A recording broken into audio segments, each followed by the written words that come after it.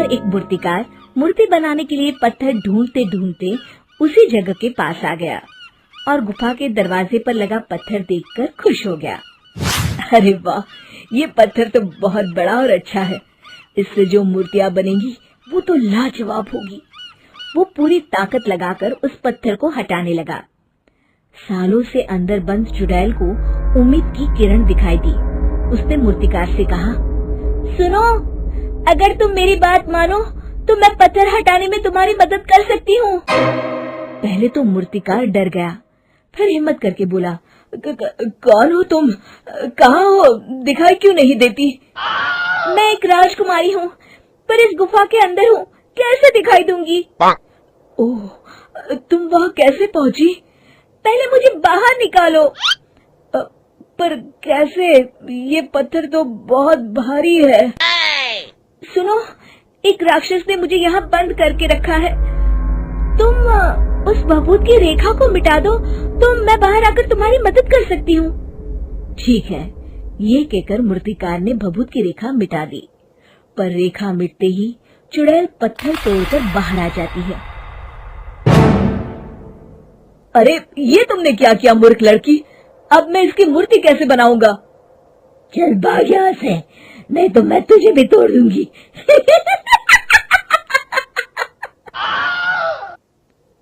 मूर्तिकार वहां से भाग गया।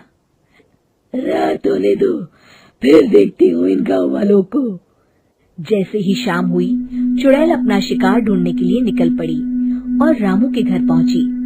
उसने देखा वो अपने बच्चे को चुड़ैल की कहानी सुना रहा था।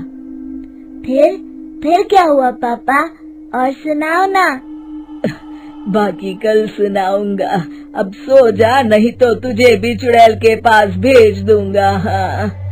चादर उड़ाते हुए रामू बोला। रामू के जाते ही चुड़ैल गुड्डू का रूप बनाकर अंदर आई और बोली, पापा मुझे नींद नहीं आ रही, थोड़ी देर बाहर चलिए ना घूमने के लिए। अब रात बहुत हो गई है, बाहर नहीं। अच्छा चलो छत पर चलते हैं। ठीक है पापा। छत पर पहुंचते ही चुड़ैल अपने असली रूप में आ गई और रामू को लेकर उड़ गई। बचाओ, कोई बचाओ मुझे। लोगों को रामू की आवाज सुनाई दी। जब तक सब बाहर आए, चुड़ैल रामू को लेकर जा चुकी थी। अरे रामू, भैया की आवाज तो सुनाई दी पर दिख नहीं रहे। हाँ, आवाज तो मैंने भी सुनी। हे भगवान, अब मैं क्या करूं? गुड्डू के पापा कहाँ होंगे? किस हाल में होंगे? अब चिंता मत करो भाभी, हम पता लगा कर रहेंगे।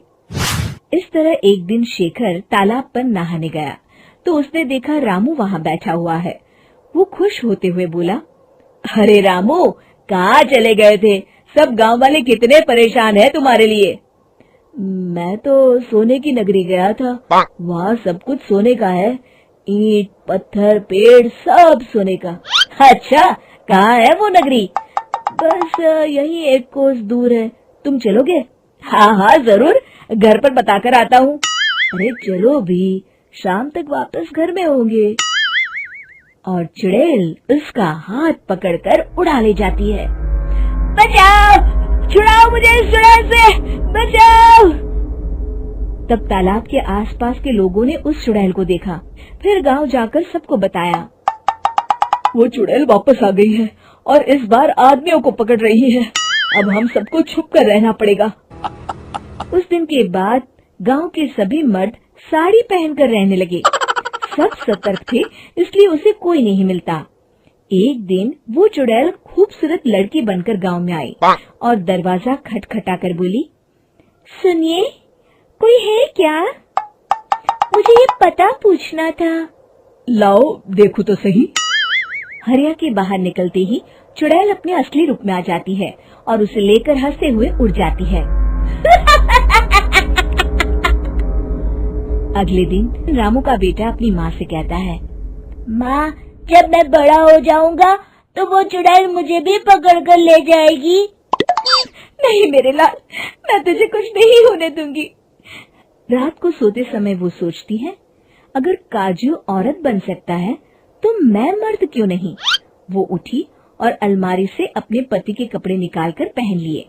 अब मैं काजल से मूछें भी बना लेती हूँ और इस चाकू को जूतों में छुपा लेती हूँ और अब बाहर चलती हूँ। थोड़ी देर चलने पर ही उसे चुड़ैल दिखाई दी। अरे वाह, आज तो शिकार खुद चलकर मेरे पास आया है। नहीं चुड़ैल जी, मैं इस गांव का नहीं हूँ, मुझे मत पकड़ो।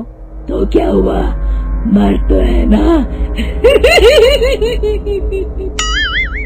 वो रागिनी को पकड़कर उसी गुफा में बंद कर देती है जहाँ बाकी गांव वालों को छुपा कर रखा था। आज का काम खत्म, अब आराम फरमाया जाए। रात को रागिनी अपने पति से मिलती है। आप जिंदा है? तुम कौन हो भाई? मुझे नहीं पहचाना, मैं आपकी रागिनी। वो मूछें मिटा देती है। अरे तुमने अपनी जान खतरे में क्यों डाली? किसी न किसी को तो ये कदम उठाना ही था। ये देखिए, मैं चाकू भी साथ लाई हूँ। फिर उसने अपने पति की रस्सी काटी। अब जल्दी भागो, चुड़ैल किसी भी वक्त आती ही होगी। सब एक साथ गांव की तरफ भागे। जब चुड़ैल ने देखा कि रस्सियां कटी पड़ी हैं, तो वो गुस्से से चिल्लाती हुई गांव की तरफ पहुंची। किसी को नहीं छोड़ूंगी, सबको खा जाऊंगी। इतनी हिम्मत, अब भुगतना पड़ेगा। रास्ते में उन्हें एक मंदिर दिखाई दिया। वो सब उसी में घुस गए। उनके पीछे चुड़ैल भी मंदिर में घुसी। अब तुम्हें कोई नहीं बचा सकता, अब तुम्हें कोई नहीं बचा सकता। तभी चुड़ैल मंदिर के बाहर खड़ी हो गई। चुड़ैल जी, अब जाओ। अब डर गई क्या चुड़ैल जी? तुमने क्या सोचा, इस मंदिर में घुसने पर मैं तुम्हें छोड़ दूंगी? गलत फहमी है। ये कहते हुए चुड़ैल ने मंदिर में घुसने की कोशिश की। मंदिर की तेज रोशनी उस चुड़ैल पर पड़ी और अरे ये क्या हो रहा है मेरे साथ? लगता है मैं जलकर मर जाऊंगी। बचाओ! ये कहते वो राख बन गई।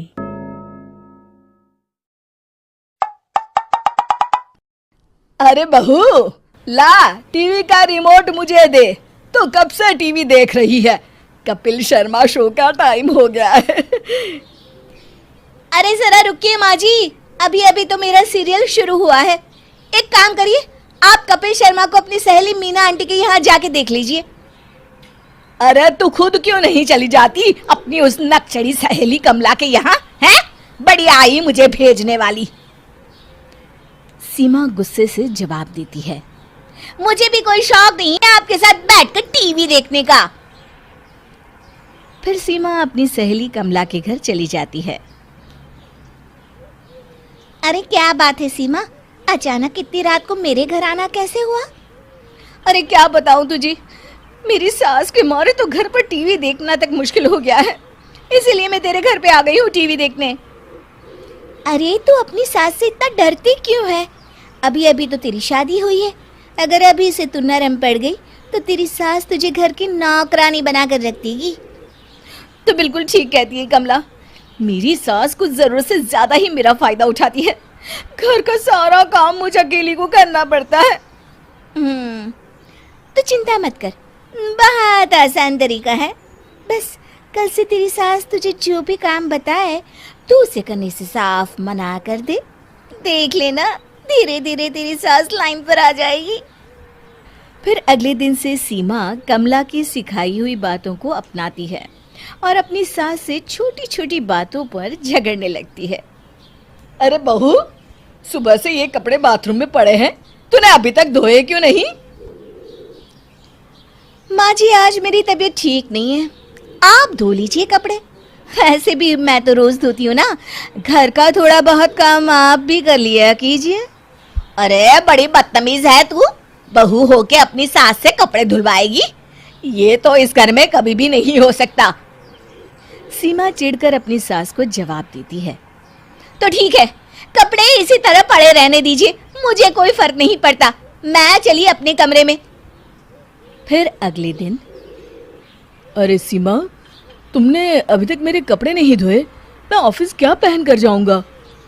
सुनिए जी, मैं आपसे साफ साफ कह देती हूँ, अपनी माँ से कहिए कि घर के काम में मेरा हाथ बटाया करे, या फिर एक नौकरानी का इंतजाम कर दीजिए।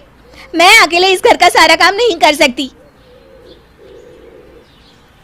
अपनी पत्नी का ये रूप देख सुरेश बिना कुछ कहे चुपचाप अपने ऑफिस चला जाता है। फिर उसी शाम, अरे बहू, रात के 8 बज गए हैं और अभी तक तूने खाना नहीं बनाया। तू आखिर कर क्या रही है? आज मेरा खाना बनाने का मूड नहीं है। आज खाना आप बना लीजिए या फिर रेस्टोरेंट से मंगा लीजिए ना। अरे बड़ी अजीब है तू। अगर मुझे ही खाना बनाना था तो तुझे क्यों बहू बनाकर अपने इस घर में लाई हूँ? बस बहुत हो गया माँ जी। आप भी कभी कभी अपने हाथ पैर चला लिया कीजिए। सारा दिन बस यहाँ वहाँ टाइम पास करती रहती हैं। हे भगवान, वो कौन सी मनहूस घड़ी थी जब मैं इसे अपनी बहू बनाकर इस घर में लाई थी। अरे माँ जी, किस्मत तो मेरी फूट गई है जो मुझे आप जैसी सास मिली है। फिर दोनों एक दूसरे से नाराज होकर अपने अपने कमरे में चली जाती है। थोड़ी देर के बाद सुरेश और उसके पिताजी दफ्तर से घर लौटते हैं। आज घर में खाना नहीं बना है, ये देखकर सुरेश अपने पिताजी से कहता है, पिताजी, अब पानी सर के ऊपर निकल चुका है। इन दोनों की सुलह कराने के लिए हमें ही कुछ करना पड़ेगा। सुरेश के पिताजी सुरेश से सहमति जताते हुए कहते हैं, तुम बिल्कुल ठीक कहते हो बेटा, मेरे पास एक बढ़िया उपाय है। फिर अगले दिन सुरेश का बेटा राजू अपनी माँ सीमा के पास जाता है। मामा, देखो देखो, दादी ने आपके लिए क्या भेजा है। राजू सीमा को एक छोटा सा बॉक्स देता है।